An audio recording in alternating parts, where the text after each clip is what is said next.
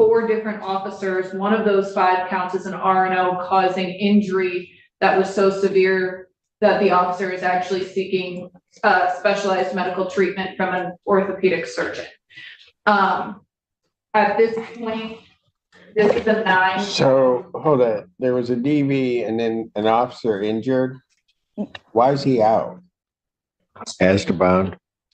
Your Honor, we are just looking to address the condition of bond that requires that Mr. Hopkins be on house arrest. Prior to this matter, Mr. Hopkins was employed as a result of having the tether police. No longer able to, in this case, he was no longer able to maintain that employment. He is hoping to be able to get new employment and is asking that the court consider a no go-to order, a no contact order, or anything of that nature. My client, Mr. Hopkins, also recently registered for the cybersecurity program. Text me that information. I tried to send the confirmation to Ms. Barroso so that she would be able to see it. It's my understanding that the classes are majority online, but that would be the only place that he would have to come across Washtenaw County. Otherwise, he's just asking for some order that would allow him to work and just not have that kind of contact. Response. Your Honor, the bond in this case was set at $5,000 cash or surety when we requested a $50,000 bond.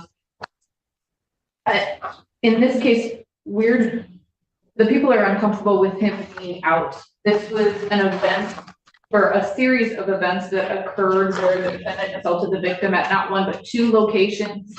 An eyewitness saw the defendant shove the victim while near the police station. The police attempted to make contact with the defendant, and then he picked up, as a result of him resisting, picked up 5 counts of R&O against 4 different officers. One of those 5 counts is an R&O causing injury that was so severe that the officer is actually seeking specialized medical treatment from an orthopedic surgeon. At this point, this is a 9. So hold on. There was a DV and then an officer injured.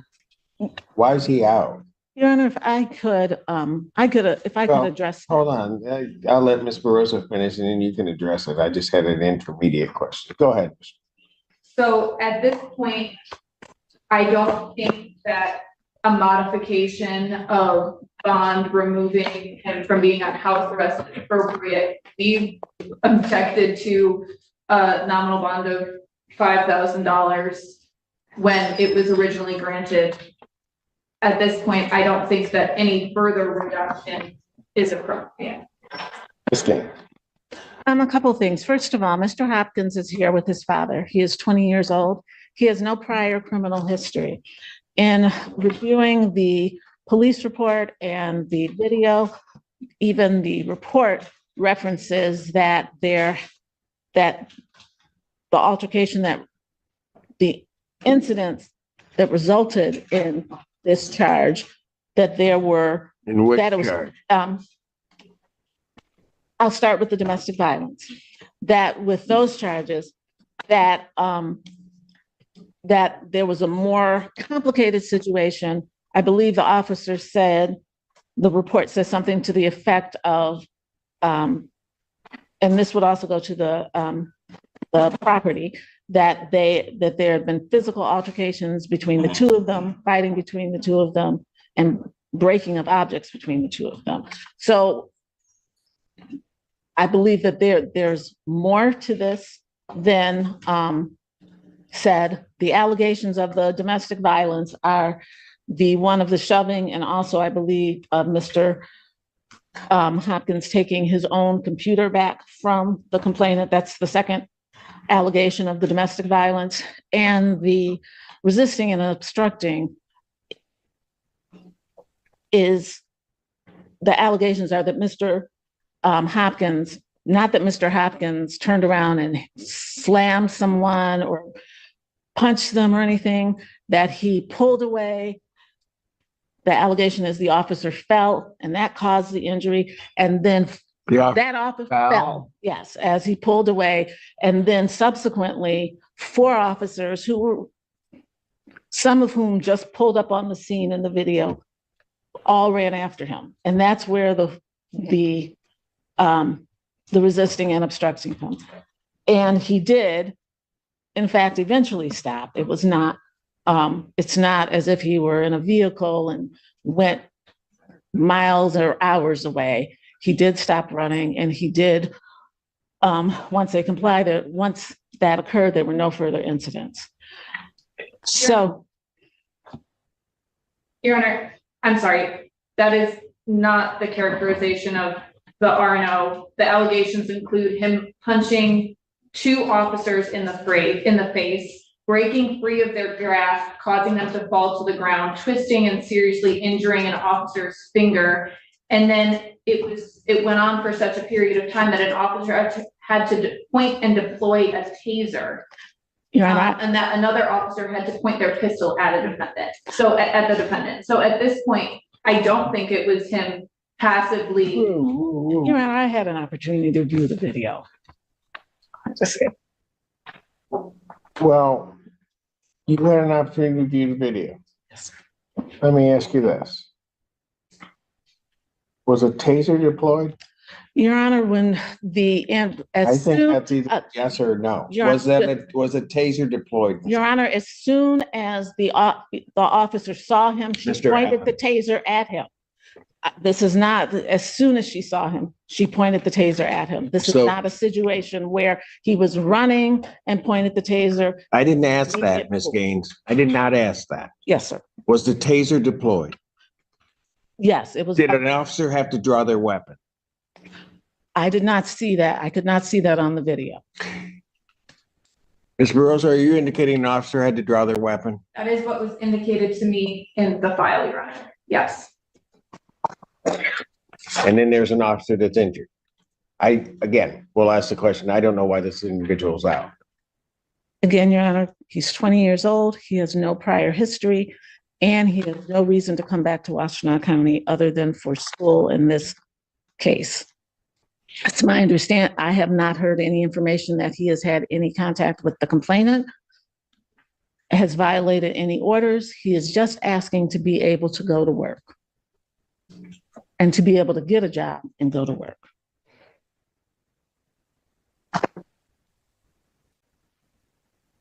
Your Honor, would you want to hear from Mr. Hopkins' father, who's present? I don't know what he could tell me at this point in time. I'm more worried about the bond as it originally is set.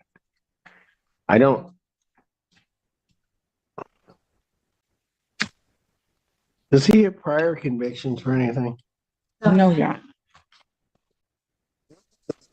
That the original domestic was about. I mean, I'm trying to figure out, because I'll just tell you, I have some serious concerns that this escalated to a point that officers are having to deploy a taser, pull their weapon, and there are clearly enough officers around to, in my opinion, have subdued this individual without having to do all of that. So something else is going on. And Your Honor, I also have, I mean, one's bad enough, but I have 2 counts of domestic violence. again, Your Honor, one of them is him taking back his own computer. That's one of the allegations. And that's why I'm saying there were things that were happening before this. That's not to excuse his behavior. That is to say that there's broader context. And in my view of the video, initially there was 1 officer, then there were 2, and he managed to, and he ran from 2, but as he's running from those 2, there are cars, 4 and 5 cars are pulling up with sirens on an unarmed young man who who is clearly panicked. This is not someone who's had police involvement, who has a history of contact with law enforcement and the criminal justice system. Again, I'm not excusing, but I do think that there is there's more. I think there are more nuances to this than the prosecutor does. Well, explain some of those then. Because I've got a victim of a DV that's injured. She is not, the domestic violence person is not injured. It was the shove and the taking of there's no injury to her. Domestic violence are 2 misdemeanor counts. That is felonies here are 5 counts of R, 5 counts. Yeah, I see that. Are no causing it. Maybe I misread that on the report, but Yes. the injury to the finger that's the officer. That's correct. Thank you.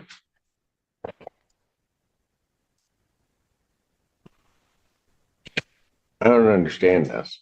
I mean, there's a lot I don't understand. How, and I get there are resisting and obstructings that are filed that some may look at as questionable in terms of the charge. I get that.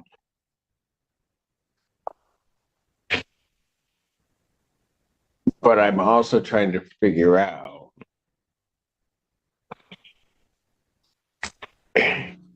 how an officer gets injured,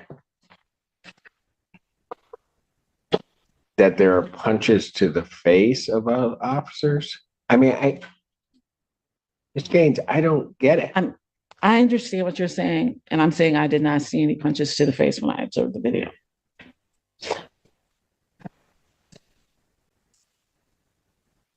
Well, tell you what, I'm certainly not changing any conditions. Can you explain to me one reason why I shouldn't raise his bond? Your Honor, he has appeared for every court date, and he has not picked up any new charges. He has not had any contact with the complainant on the domestic violence or any of the officers. My understanding from him is that he has only come to Washtenaw County for court. He does not even reside in this county. It does not appear he's a flight risk, nor that he is a danger to the community. He is here with his father. He has come to every court date, and he's highly responsive to my calls and texts. And absent the no offer in this matter, we'd be looking to resolve it. Anything else from the people? No, Your Honor. You know what? I'm not changing his condition in the bond. I'm not at this juncture going to up his bond either, although of rights I should. Of rights, I don't think he should be out around tethered or not, given that behavior. But I'll let Judge Perry deal with that after she hears the preliminary examination. Bond will continue. Motion for bond reduction or changing condition is denied. Thank you. All right. We are here for PCC and bond violation. I understand the court has received and reviewed the materials that were sent over yesterday. I did. Thank you, Your Honor. The only request that we would have when we're discussing those materials, she is staying in a shelter in Livingston County. There is a separate DV having nothing to do with any of this. And there are some cross allegations in that case. So she's just requesting that we not say the name of the shelter if someone is listening on Zoom to where she's staying. Understood. Thank you, Your Honor. I believe that the materials that we provided were pretty thorough in terms of where Ms. Brown has been coming from and what her circumstances are in pertaining to the bond violation. So I was wondering if the court had any questions. Well, I do because, well, I'm not sure how you provided the materials, but I'm not sure how that relates to the specific allegations of the bond violation. Because what I have, certainly, maybe one might be able to look at the consumption of alcohol, but there was a tampering that occurred for a 12-hour period. So I am going to let Ms. Brown address that herself with the court. You can explain to him where you're at in terms of the allegation of I had forwarded her the reports the same day.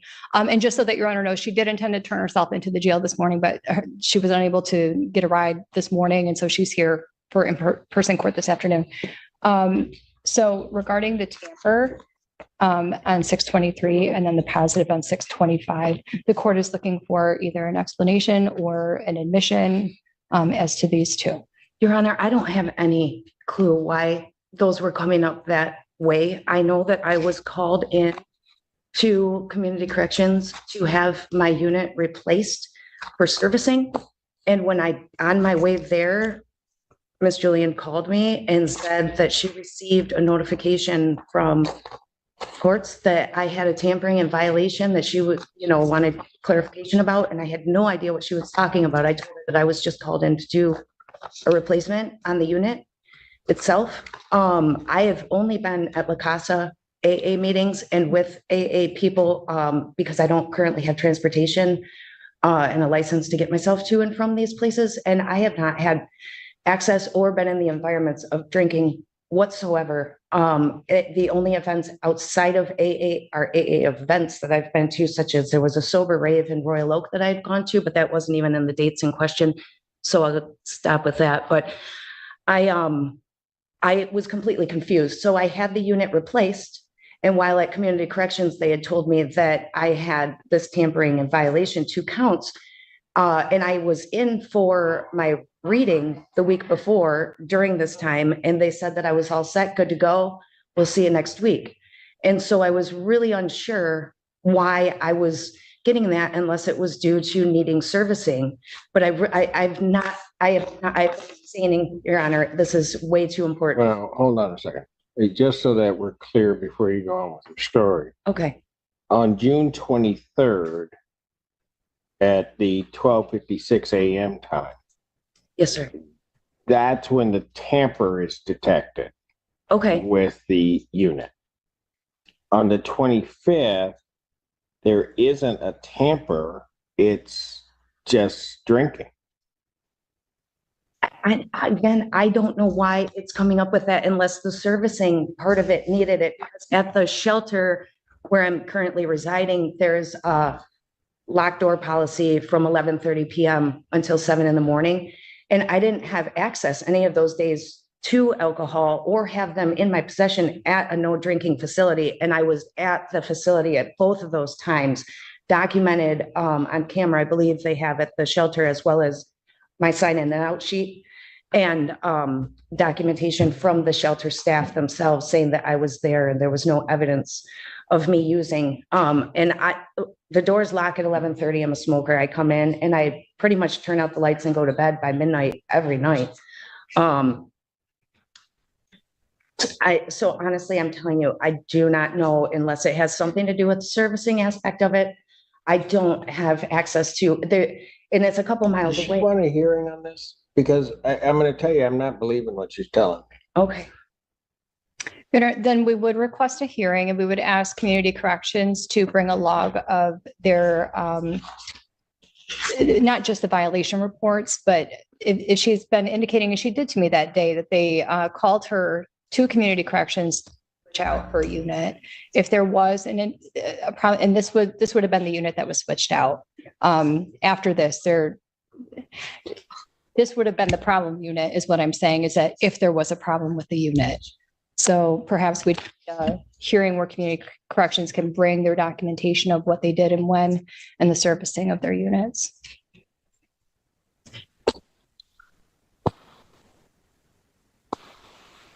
How much time would the people need? I'm emailing community corrections right now, and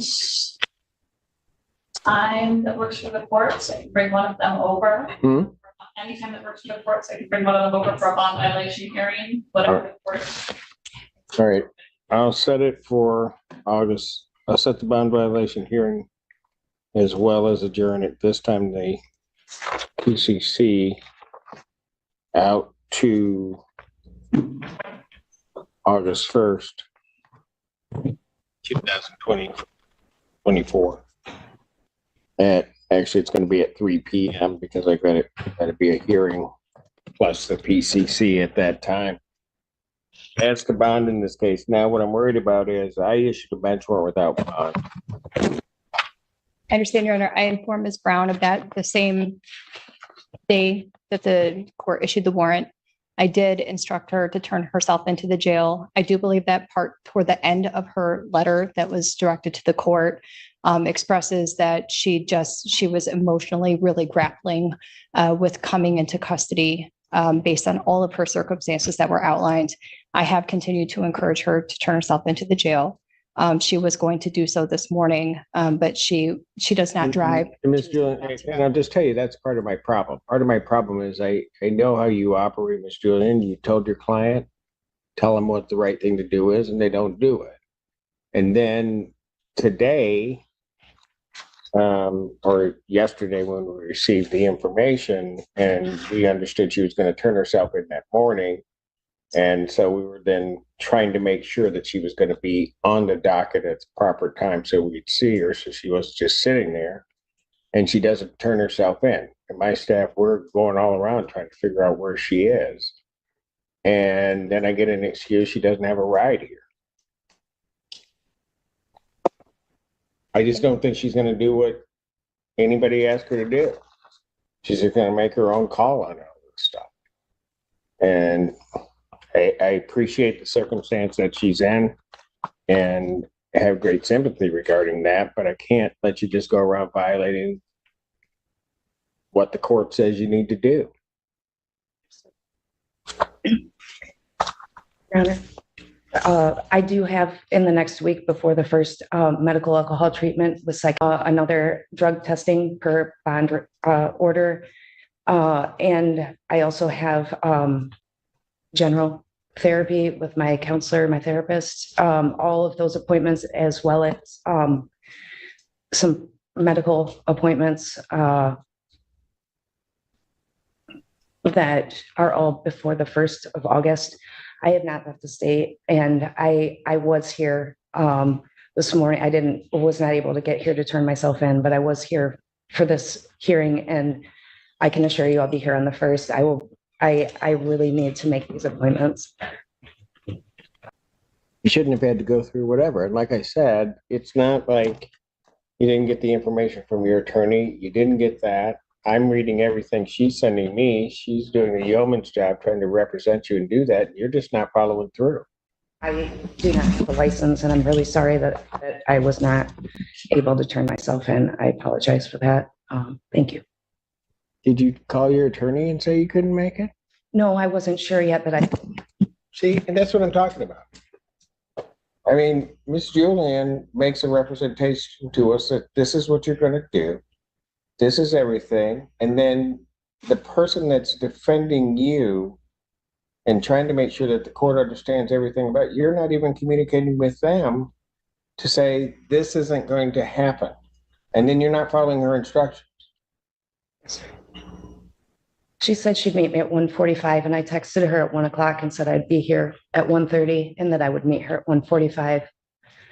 I didn't ask her for a ride, though. You're right. She did text me.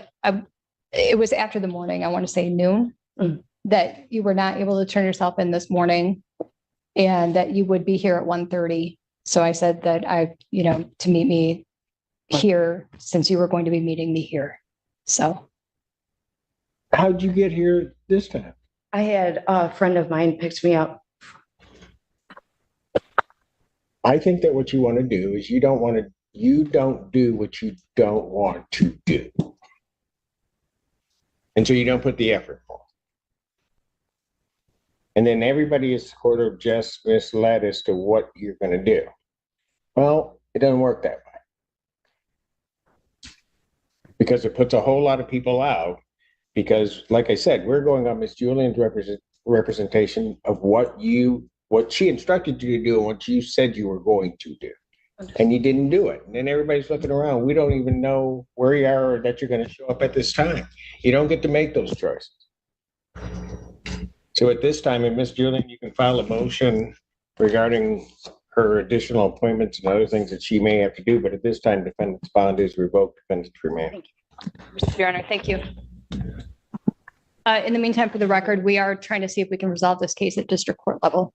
So Okay, those conversations will continue. Thank you. thank you.